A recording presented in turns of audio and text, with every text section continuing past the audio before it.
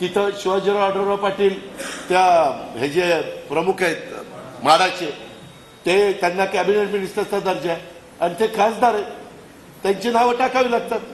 मग ते का बोर्डला दाखवत नाही? अरे इथं कोले साहेब आले नसताना त्यांचं नाव टाकलं होतं.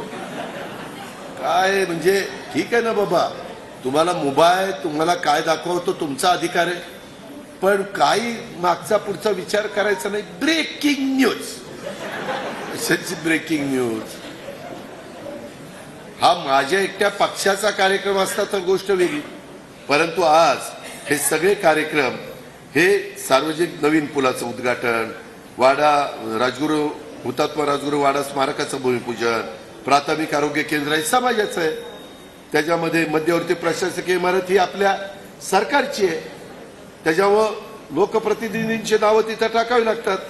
मुख्य रस्त्याचं भूमिपूजन उद्घाटन, पुलाचं भूमिपूजन उद्घाटन हे सगळं जे काही आहे ह्याच्यातनं ज्या बातम्या खरोखरीच दाखवायला पाहिजे जरूर दाखवा.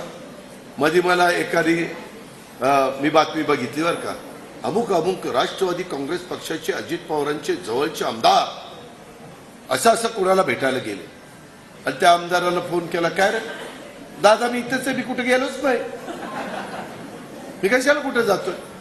अरे काय तुम्ही का कोणाची बदनामी करताय? त्याच्यामध्ये बदनामी करण्याचा अधिकार उभा आहे.